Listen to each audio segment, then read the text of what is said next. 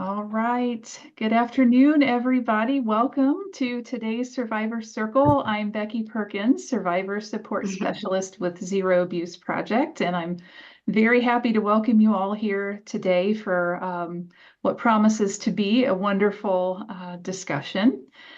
Before I introduce our great presenters for today, I just want to go over a couple of quick sort of housekeeping things. First of all, giving kudos, thank yous, credit to our funders for today, the Office for Victims of Crime, who provide funding not just for Survivor Circles, but all of Survivor Space. So we are grateful for their funding support. This Survivor Circle, like all of ours, is being recorded. So if you need to take a break today for your self-care or for your schedule, it's okay. This will be recorded and accessible via Survivor Space after today's session. So you can always revisit, watch it again, share it with a friend. And your video as a participant, your video and your audio are automatically disabled for your safety, for your privacy, but you are welcome to interact with our presenters today via the chat feature at the bottom of your screen. If you do type in a question or a comment, you have the option of typing it just to Wendy and Tina and myself, or to everyone, including everyone who's attending today. So please feel free at any point to type in a question or comment. I know our presenters will be very happy to answer your question. So without further ado, I am so excited to introduce both of our presenters today. I know this is going to be just a wonderful, wonderful discussion.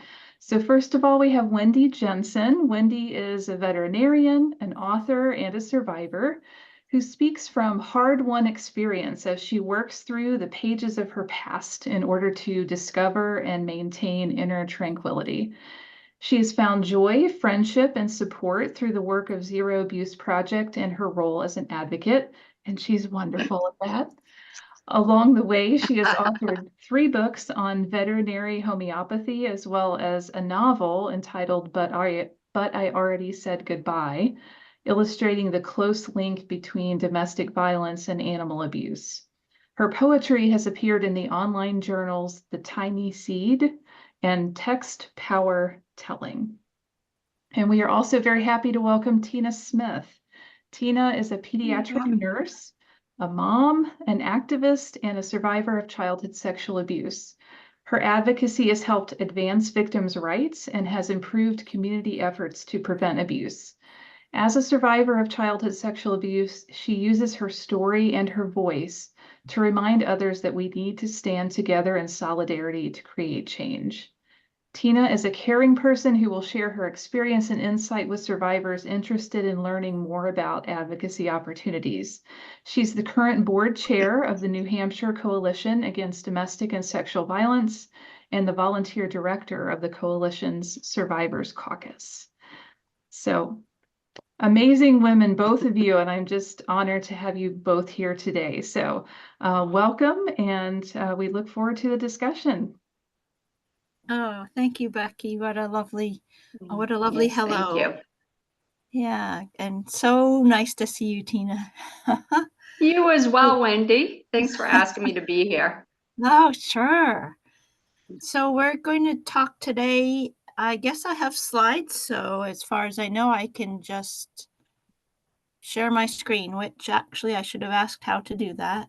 Share captions. Do I just turn it on? I don't think I did. Or do I just turn it on? My slides, like, does that show? I think there's a share screen option at the bottom. On my end, it's green, but that might just be. Oh, I see it. Yep. Share screen, and then that must be it. And then I'll just click on the, is it okay? Nope. Okay. Screen 1 and screen 2. Oh, I guess I have to pick one or the other. Share. Yeah. Screen 2. All right, I'm sorry, I don't know how to do it. I have the choose what to share, and I have choices. Entire screen window. Oh, There you go. You got it. Perfect. Got it? Awesome. All right. Sorry for that. Nice that job. And I should probably say, does this seem right, or does it have the guides across the top? We can see the That's all guide right. across the top, but it's pretty small. Yeah. All right. The meat So of your leave it slide is prominent on here. All right, then I won't mess, and I won't hit any other buttons because who knows what would happen. So we're here to talk about healing from trauma so that we can move forward from there. Now, what do we do to gain our footing in the world, to celebrate who we have become and that we've survived and that we have amazing people around us to celebrate with? So I went over in my head what the steps that I took. One of the first things was for me to acknowledge that the trauma happened, because I put it in the box of normal. This is what happens in the world. This is what little girls go through. It's just how fathers show their love, and I had to take it out of that box when I was ready and say, yes, this happened, and no, it's not normal, and no, it's not a nothing. It had a huge impact on creating the person that I am today. The fact that I survived it and that I'm thriving in spite of it is a very important thing to just sit with for a while, with help and with other people, but to sit and acknowledge it, because for decades I didn't. I resonated. I know Tina, if you want to say something now about that, jump right in, just jump right in. And then the second, yeah. Oh, no, that's all right. I was just going to say that acknowledging part of it, and there's so many pieces for me anyways, of what that means. And thank you very much again for having me here and asking me to be here to kind of talk about my healing process. Hopefully it helps other people that are listening through their process. And Wendy's done such an amazingly beautiful job. It was like I wrote all of this big PowerPoint and the process, because the similarities are really pretty incredible. But that acknowledging part of it, I may have acknowledged what happened to me. The first time I did, I was 16 years old. That's when I made sure what was happening stopped. But then I did when I was 21 years old and confronted, my father. And then I did when I was, a different age and spoke to my mom about it. So acknowledge means a few different things for me, like acknowledging what happened. Takes some time. It's not that just oh, wow, that really bad thing happened to me. It means different things at different stages. And you'll hear me say that, I think, a lot over this session, just because and also acknowledging what happened helped me acknowledge why I was feeling certain ways at certain times in my life. Like, I didn't know why, if someone was talking about something, very specific, I felt uncomfortable, or I felt like I wanted to leave the room.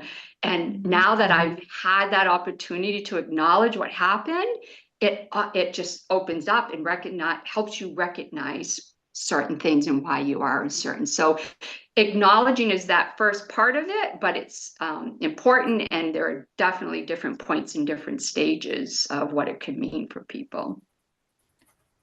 That is so true. It's almost like we've made different sections, different parts of ourselves, or I should speak for myself, and that part is closed off until I can acknowledge it, that it's there.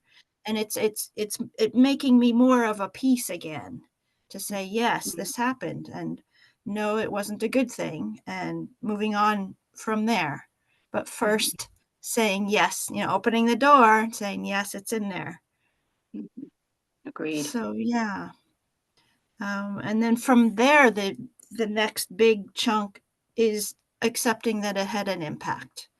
That not only did it happen, but it had a tremendous impact on how I grew up as a child, what I thought about the world, how I related to other people. Like Tina said, sometimes the conversations come up and all of a sudden we just want to run. I would just want to run and leave the room, and not knowing why limited how I could interact in social settings.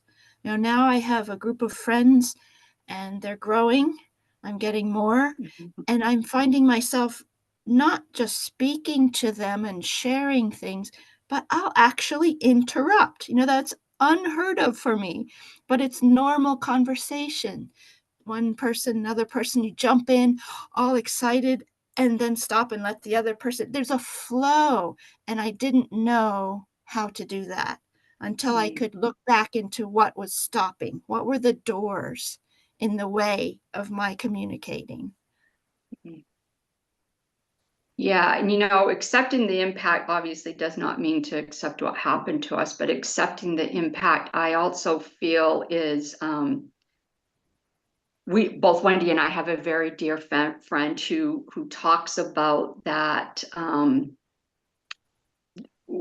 what has happened will impact my life probably for the rest of my life. And before, again, I completely acknowledged and accepted some of the impact. I wasn't sure what to do with some of that. And now, and we'll talk, as we go through that healing process, the understanding of what I can do with some of that. And yes, it has changed my life. But boy, there have been some pretty powerful and empowering moments of that, and the impact is obviously it's not all bad, it's not all negative is what I'm trying to say. When we get through certain stages of the healing, yes, we accept that impact, but then certain things come around that we can be like, oh, okay. And your next topic, exploring the hurt, is a great lead into that this is hard, and there is a lot of hard things. But as we take all kinds of other things in, we're allowed to explore that hurt and to acknowledge it and to know that it's okay, and know that it's okay to hurt, know that it's okay to be sad this day, but then know it's okay to feel some joy on the other side of that too. I struggled with that a lot. It's so true. It's so true that in order to explore what felt bad, how we reacted, which in many cases was tamped down. The reaction was kind of verboten, was not allowed to react. And so being able to react now as an adult sets that free. And it's amazing, it can kind of blow up, at least it did with me, in memories and emotions that were overreacting to things, but allowing that to happen without harming anyone else, allowing that to just flow, and it does slow down. It does become the river back in the riverbanks. And so we can feel the power of our emotions, our passions, and not have the hurt anymore. It's like it lets it go. You can tell Wendy's the writer. I love you, Wendy. Her words are just so beautiful, and I just feel I just have the vision of what everything that you're saying. I love how you speak. You're the writer for sure. I was inspired by you, the way you have such courage, Tina, speaking. I've heard you speak, and that's always with me. That has stayed with me for quite some time. Yeah. So thank you for your gift to all of us as well. Thank you. So I kind of broke down the subject into mental, emotional, physical, and then spiritual healing. Not that I would go from one to the other when I was decades ago starting to go through this, but it just makes it easier to talk about but they bleed into each other. So to me, the mental aspects, it starts with what we were talking about: acknowledge that it happened, accept that it had an impact, and explore what happened.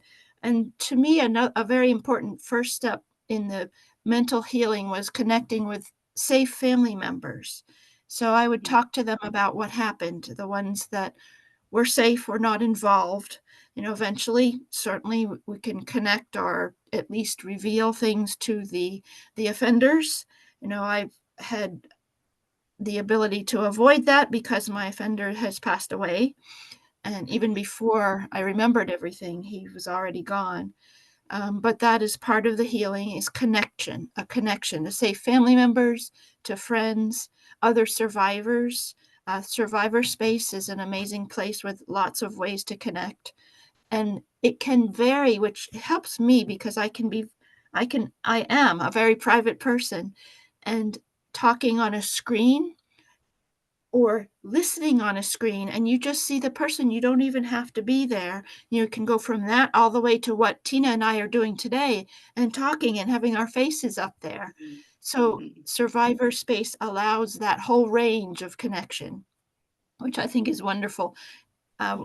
There's a lot of books out there. Survivor Space has a whole book list if you're a book person, and a lot of videos. But again, it's the connection. So because we're so alone when it happens. We're so alone. And this is breaking out of that, saying we don't need to be alone. There's no reason to be quiet anymore. We're surviving, we're here, we're speaking out, we're saying, let's talk about this and get it stopped, get the hurt addressed. And then that, of course, that leads to the idea of therapy, which can be so helpful. You find the right trusted person, and just talking and letting the mental aspects, the emotional aspects, letting that out. Yeah, I agree. A couple of things. I think the connecting with other survivors has probably been the biggest part of me being able to be here today. It's only been, 8, 9, I don't even think 10 years that I disclosed publicly things that, had happened to me. And it was with my work with a local coalition and crisis center. And to have the other survivors around, and I learn all the time from other survivors. There are some on here today, Wendy, and I just learn all the time. One big thing for me, and Wendy, you said you're not alone. The similarities that we have as survivors in our life was, I think, surprising to me. Things like, I'm a people pleaser. I don't like conflict. I didn't think of it as being a survivor of childhood sexual assault. But the more I, talk with other survivors, read, etc., the resources that are out there, the light bulbs go off like, oh, wait a minute, that may be from my trauma. Like, yeah, I'm like, wait a minute. And again, it's not, I'm accepting that impact, right, of what happened, and it's not a bad thing. It has only strengthened me and made me stop and think about it. Like, this is okay. I always just thought I was a people pleaser because, I don't know, I was weak, and it is absolutely the opposite. So, and I would not have been able to acknowledge some of those things if I wasn't around survivors more and learned from them all the time. And then when you mentioned therapy, and Wendy knows this, or going to counseling, I personally have done it 3 different times in my lifespan. And when I was younger, in between, and even more recently. And again, there's different reasons and different times that we would go to counseling. Each time for me was wrapped around my trauma, but this last time, I just got out of a long time relationship, and I was like, can I love? And I've said this to Wendy. That's why I went. And that's what I said to my counselor. And besides the relationship I was in, which was okay, but there were just things there. And then because of my trauma, I started doubting, can I love? And it was it was just a wonderful match with my counselor. But one thing that I have to say, this counselor, again, I'm now 50 something and been to counseling a couple of other times, and this counselor knew what happened to me as a child. We kept it over. I told her, I said, I keep it over here in a box right now. Those other two times we talked about it in depth. She said, we don't have to talk about that this time. And I just, like, breath came right out of me. I was like, oh, thank goodness. That's not what I needed this time from the counseling sessions. I didn't need to relive or go through some of those. I was there for something else. And boy, again, how empowering and inspiring that I got exactly what I needed from that counselor. And I say all of that just so that hopefully there are people here that are either thinking about it or like, oh, I've already done it. I'm on 3 times, and each time has been something helpful. So it's important. How wonderful. It's like peeling away the Mm, outside layers to see what you've got in there. Yeah, like a flower right, opening. Huh. right, right. Well, in addition, and like I said, mushed together are the emotional aspects to moving forward.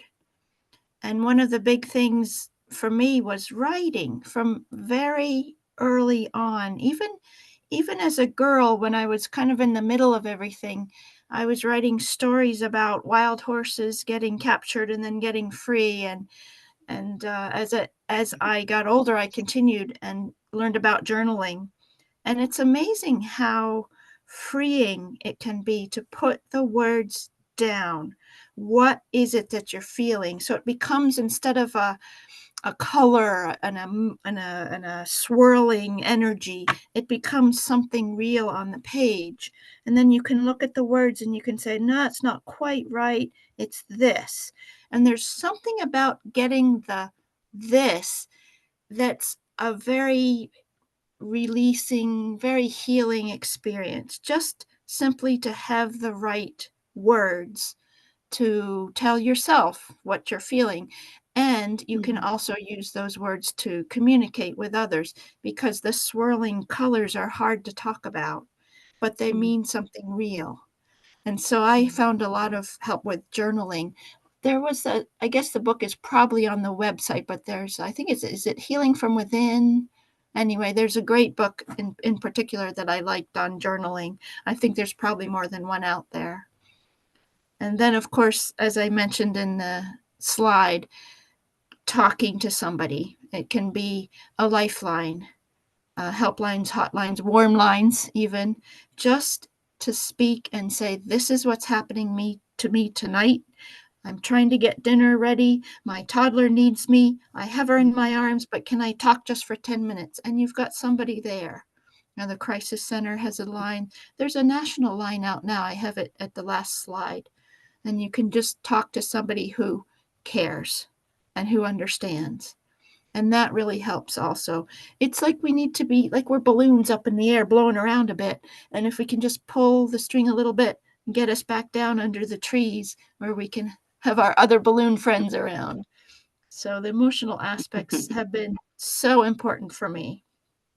But have you felt that too as well, Tina? Yes, I journaling, it's exactly what you said. It's speaking your truth, and you're writing down, and no one else is judging, no one else is reading, no one else is, thinking anything else about it. It's just you and getting those thoughts down at the moment. One thing I do is I go back often and read, what I've written. And it's so interesting to me. Sometimes there's the same things over and over of, oh, I got to lose 5 pounds. It could be those kinds of things as well that are thrown in there.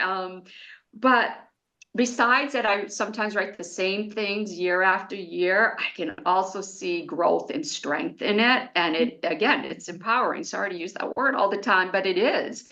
It is just a good for you that you wrote that down at that moment. That was that true feeling. And then look at that, 6 months later, that's what you were talking about differently. So I think it's just another tool to be honest with yourself and honest with those feelings that are there, and that positive outcome can be that you have grown, because sometimes we don't think that day to day. We're like, oh my gosh, have I dealt with this enough, or has this been happening enough? And then when you look at those words, exactly what you said, it's like, oh my gosh, I did okay. I've been doing great this last year. So and helplines, for me in my time frame wasn't there. And, I guess the one thing I want to say about that is for people to remember that there are those opportunities now that people can pick up the phone and talk to someone. There is going to be someone else on the line that can help you through that moment now. So another positive for the more conversations we're all having. That's so true. There is someone there now, and doesn't have to be, oh, what friend could tolerate this, or what family member is awake now, and you just call and somebody's going to be there. But you talked about revisiting, Tina, and I have this image of a spiral. A healing can be a spiral, so you can come around to the same issue, but you're up here now instead of down there, and you can see the changes. Yeah. Right. Now I'm going to think of that when I go back and read of Wendy's spiral. Yeah, exactly. And it's the other word I thought of is there's no judgment. There's no censoring when you're journaling. Right. You might find yourself censoring, but if you find that's more information about what you're doing, because, oh boy, do I censor myself sometimes when I'm speaking or when I'm in a group, and in the journaling, I can avoid that better somehow. Right. So we have the mental, emotional aspects of moving forward. And for me, a big one was the physical aspects. I don't know why, but moving for me, being outdoors, exercise has always been helpful. So as a high schooler, I started running. Then when I went away to college, I discovered ultimate frisbee, which was amazing, because I didn't especially want to have a coach. There's something about a coach, that was scaring me. And the counterculture of ultimate frisbee seemed to suit me just fine. Along with, I found a cooperative, co-ed cooperative that had its own governing body, ourselves. And those two things helped me in college, just being out in all weather playing. I mean, I guess if it rained, we didn't play, but we were out in a lot of different weather. But getting out and moving, and then also, which was scary to me, but it felt like it gave me some information and progress. Body work, it can be under all kinds of labels. You can be massage, it can be even Reiki, which I kind of like Reiki because they don't actually touch you, because I didn't want to be touched. But I did learn a lot from a trusted person who did body work, to, again, moving forward from all the emotions and reactions and frozen places is almost what I'd feel inside. Like the body work would give some warmth and some pliability to the tissues, and it would help them move better. And then being outdoors has always been good for me. So after I finished with college with the frisbee, and then I went into veterinary school, I didn't have time to have the practices and travel and go to places. And so I took up martial arts because I could go when I wanted to go and not go if I didn't want to go or I didn't have time.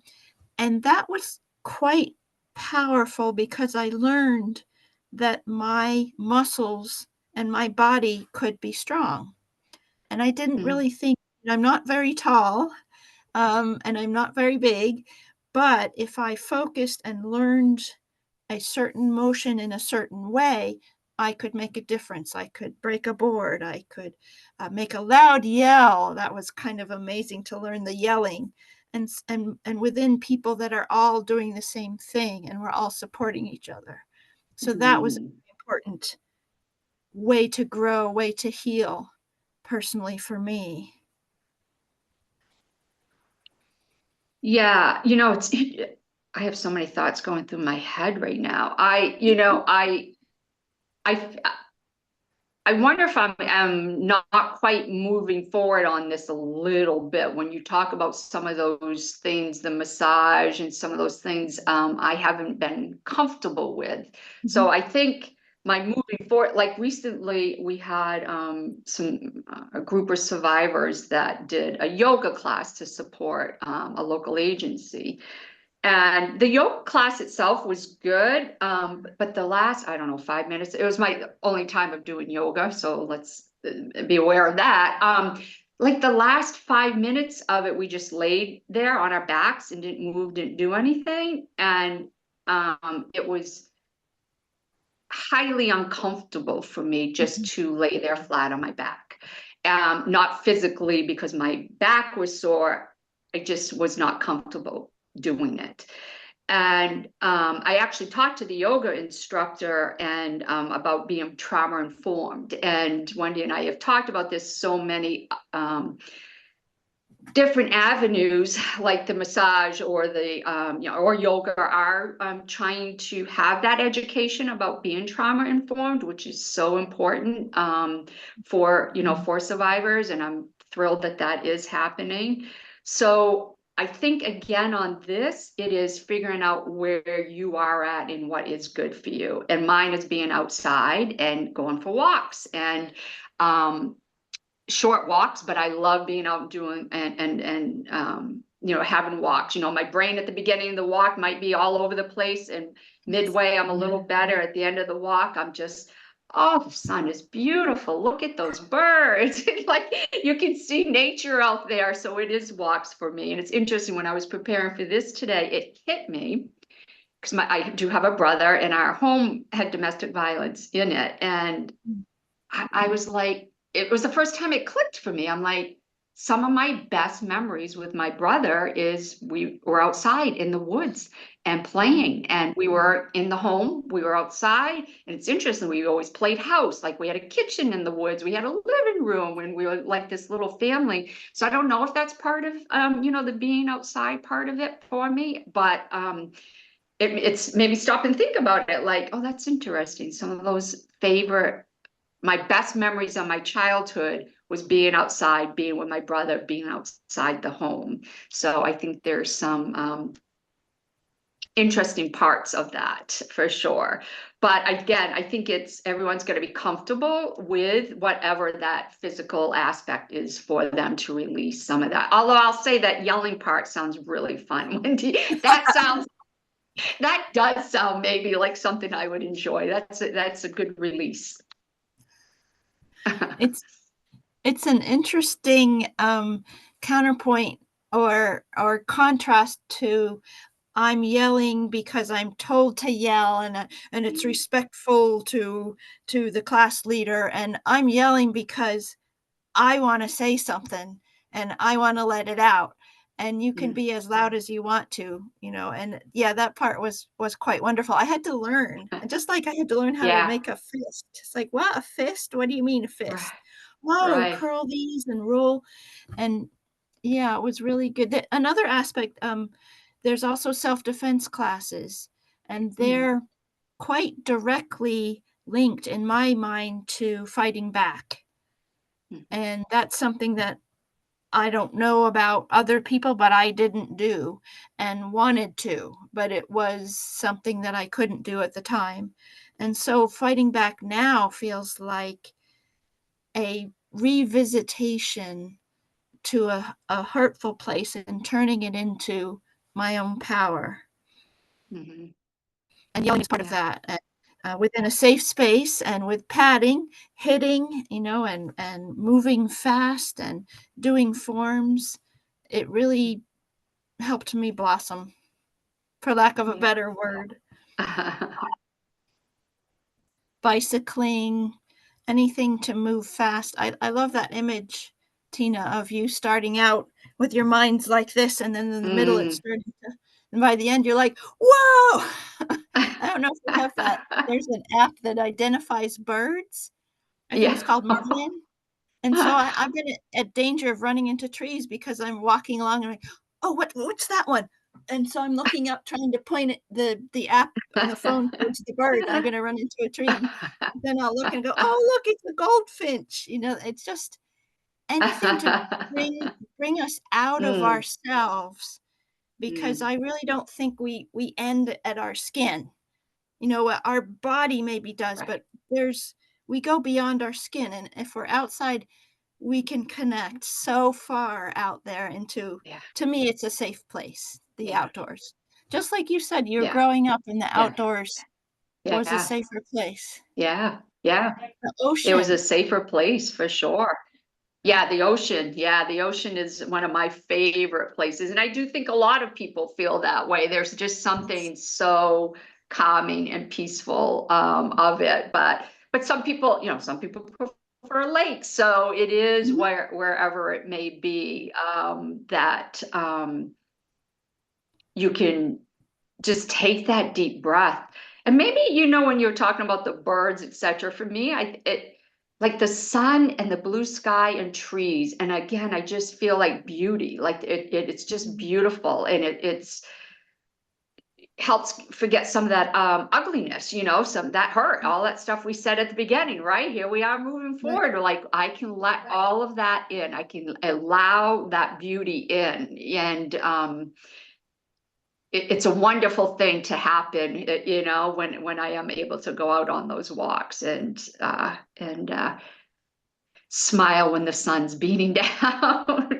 There, now you can see why Wendy's the writer and I'm not, because smile when the sun's beating down. There's something also about a very difficult emotion that I struggle with, and that is shame. And I don't deserve it, but it's big. And if I go outside, it's almost like the outdoor world accepts it and dilutes it and says, give it to me. I guess that kind of moves on to the next topic. We're talking about spiritual. Yeah. To me, the outdoors is almost spiritual. Yeah. So if I feel like that shame and I'm trying to talk to people, I almost feel like I'm affecting them, even though it may not be true. It could be because of that that special empathy that I think survivors develop. I certainly did, to kind of be checking on how everybody's doing. All like you said, people pleaser. So I feel like, oh no, I'm going to get them dirty too. And if I go outside, that it doesn't happen. The world doesn't get that from me. It takes it away. And the ocean pulls it away, and it's like I'm clean again. So something about the outdoors, whether it's a ski slope or swimming across the river or bouncing in the waves, it all happens out there. Yeah.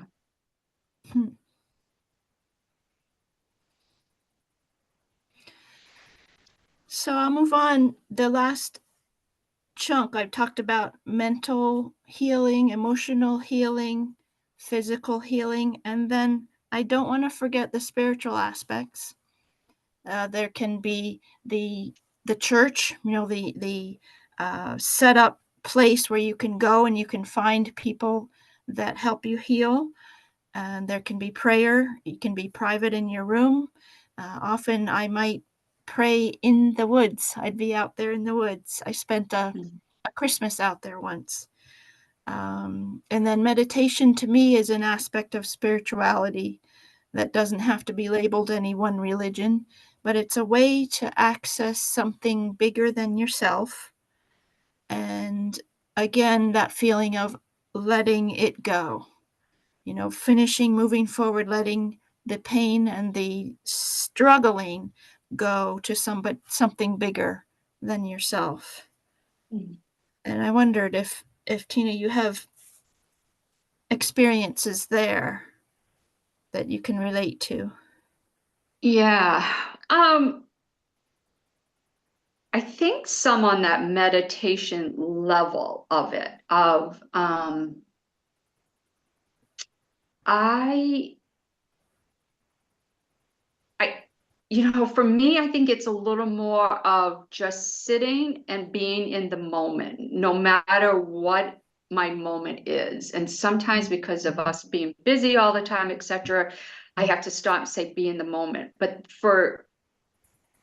if there is something, I work as a pediatric nurse, and we, I am aware of, some things that may be going on, etc. And I have to I don't go and, meditate, but I have to take that moment and be in the moment, do that slow, deep breathing, and do what I can to help me so that I can, go back out and do what I have to do for my job. But so it's not always a big aha thing for me, but it is right at that moment that I know, okay, you got to take this moment right now to just do that little bit of quiet time. It's really an honoring the moment, honoring the feeling, even if it's just 30 seconds, because we're so rushed a lot of times. I know I am going from one thing Right. to another, and just the stop. Like, I think, oh, my therapist years and years ago once said, just ask yourself this question every morning: how are you doing? How am I doing? And so I did it every day before I get into the clinic, okay, how am I doing? All right, I asked the question. And then one day I actually answered. Somebody answered. I said, actually, I'm great. And I kind of looked around like, of course, it wasn't in my ears, it was in my heart. And I was just astounded. Like, they were waiting. The inside of me was waiting to be asked, how are you? And that particular day was great. Right. It's almost like we develop a trust of ourselves, listening Right. to our own insides. And so that meditation, that prayer, the going to church, it's acknowledging ourselves and trusting and honoring where we are right at that Right. moment, where that child that you just saw, how they are and how you interacted with them and what that felt like. Right. Honoring that. And then I know you're busy, you have to go on to the next child. And, yeah. Oh, thank you for sharing that. Yeah, of So course. I'm rolling around again to, where do we take all of this? We don't have to take it anywhere. We just ourselves. It's like we're building ourselves back again, even better. And so I moved on to the final topic, which doesn't have to be final in any way, or it doesn't have to be anybody else's final, but becoming an advocate. It's kind of starts by, first you're your own advocate. And then once you've got those building blocks in place, and those families, your family and your friends and your taekwondo, Yeah. once you've got that with you, then you can become an advocate. To me, it felt like giving back, celebrating what I've learned, sharing what I've learned more than celebrating. And it is empowering. So there's so many places for people that understand and know and have gone through what we've gone through. There's crisis centers, there's shelters, there's food banks, there's the hotlines, the helplines, the warm lines. There's domestic violence education, people that go to schools to speak, people that go to conferences. I've met some amazing people that travel around the world, all over the place, to speak their truth, and they help so many people. And then there's lobbying, like the the work that you do, Tina, lobbying Mhm. right Mhm. to get the right laws passed to help our children. Mhm. And then I bumped into a restorative justice, which fascinated me, which is, it's a little off topic, but it's another way to try and get the hurt person and the person doing the hurting together and come up with a solution that's different than just you go to jail for 10 years. Mm. There's a lot of communication between those two. And I think there's a lot of hurt that's happened before the crime Mm. committed. So the restorative justice was just another idea I put down there. It's kind of fascinating. A very Mm. brave people doing that work. Yeah. Yeah, So for that's where I sure. met you, Tina. That's where I met you Yeah. at the Walk a Mile. Right. And Right. I Yes. was so impressed. I'm so excited to be with you today after meeting you there. I know, right? Yeah, because that was a few years ago. Yeah, It and was. again, Wendy, I love how you started with, how can we move forward in the acknowledgement and the impact, explore the hurt to this. And because that was my process. That was the journey that I had. And the advocate can mean of many different things in this work, if you will, or in this world, but it opened up a new world for me by becoming an advocate. And a lot is legislatively that I work with the coalition. Um, there is nothing more empowering and, well, frustrating and motivating, but to work on a bill to see it either, if we oppose or support the bill, and for it to go the way that we know is the right way, is incredibly powerful, and helps me personally every single time continue to heal, every single time to continue to heal. And I know you feel the same, Wendy. Um, but I also, through some of these different things, the education, again, the more I've learned, the more people look to me as a resource, which would not have happened if I didn't go through this process. Again, at my work, or some of my close friends or other acquaintances, for whatever it may be, know of my work. And again, social media, things are out there and people reach out to me. And again, wow, like they reach out knowing that I know how to guide them. What hotline can they call? Who is it that they can connect with? How do they talk to their child about this? And though all of this has to be at a place in your healing process or in your journey for you to be able to do some of this, because it's not always easy. I'll go off and cry, where it's still there and you have those emotions. But the fact that I've learned all that I have and know that we can give that back to other people in the place that they're in. I've had moms on the phone call me their angel. That's pretty powerful stuff, knowing you're doing your job, but knowing that you are able to guide them the right way to make that difference. Is pretty powerful, and to continue to talk about it is always impactful. Again, we got to know where we're at personally, because if someone talks to you or discloses something, you got to know where you're at in this process, in your healing, before you can kind of put yourself out there, so that okay, I'm able to give them the information, but I'm still going to be okay too. Right. I mean, the becoming an advocate could simply mean for yourself. It doesn't mean that Exactly. you have to in any way. It's just what you're drawn to. But first of all, for yourself, and during Right. it all. So Right. true. Yeah. Right. And being involved with the crisis centers and the coalition here in New Hampshire, like I've had a house party, and we want to have more house parties, so where we encourage other people to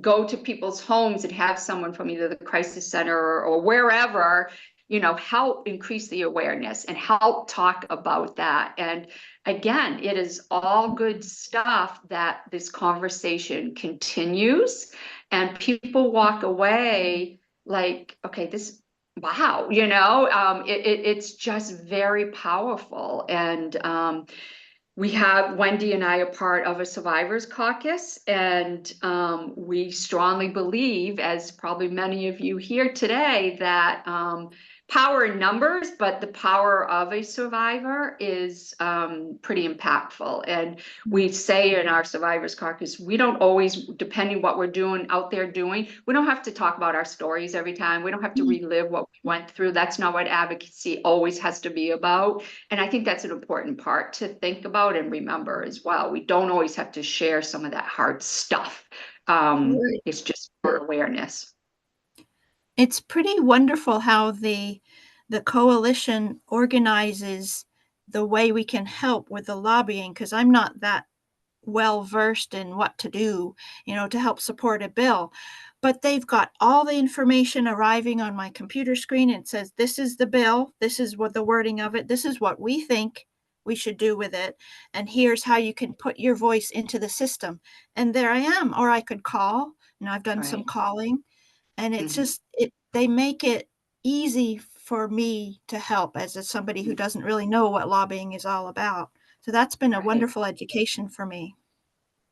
Absolutely. And the coalition we're talking about is the New Hampshire Coalition Against Domestic and Sexual Violence. And really quick, because I know time, boy, we could talk all day.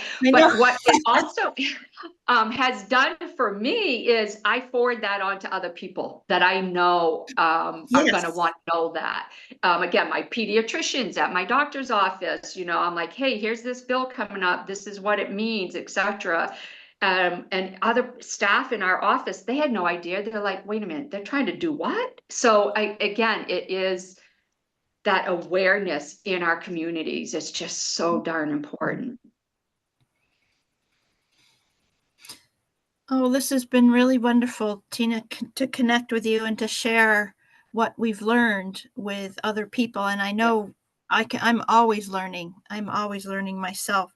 For the last slide, I just put up some numbers, the crisis center hotlines, then the 988 is the national lifeline, and then survivor space, that's part of ZAP that we're doing our presentation for. This is a survivor circle for survivor space. That's their web page there.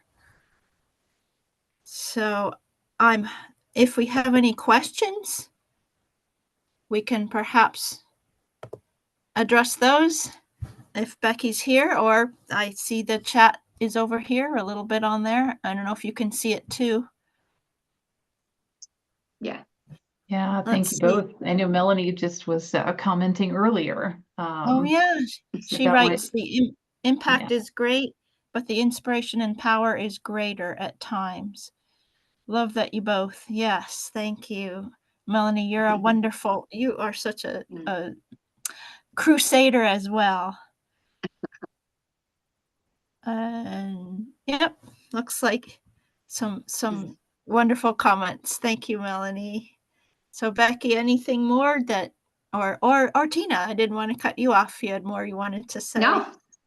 Okay. No, I don't think so, except thank you. And I'll be honest, Wendy brought me Survivor Circle into my life. Again, another thing that I wasn't maybe necessarily aware of that she brought into my life. So thank you, Wendy, but also thanks for, Zero, the project as well, Zero Abuse Project, because that's just, it's wonderful and we're grateful, and I will be spreading the word more. So thank you. Oh, I appreciate that. Thank you both so much. I mean, I, of course, had my camera and my mic turned off as you were speaking, but there were lots of times I was like, yes. Thank you. Yes. So thank you so much for all that you shared. It's so uplifting, and Tina, your word empowering, just, to be able to discuss these things openly, because Wendy, like you said at the beginning, it's so often that we just feel alone. Mm.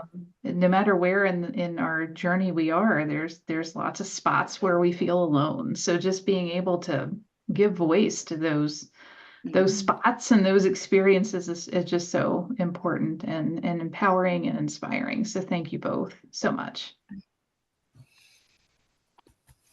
Yeah, thank you. Well, again, this has been recorded today, so give me about 20 minutes after this is over, and it will be available on the Survivor Space website via YouTube link. So thank you all for joining us today. Please keep an eye on Survivor Space for our upcoming Survivor Circles. We always have a nice variety of topics planned for folks and more being added all the time. So please visit frequently, and we hope to see you at a future Survivor Circle. Wendy, Tina, thank you so much again. Have a lovely rest of your day and your week, and we hope to see you all again soon. Thank you all. Take care. Bye. Bye. Bye. Bye, Wendy.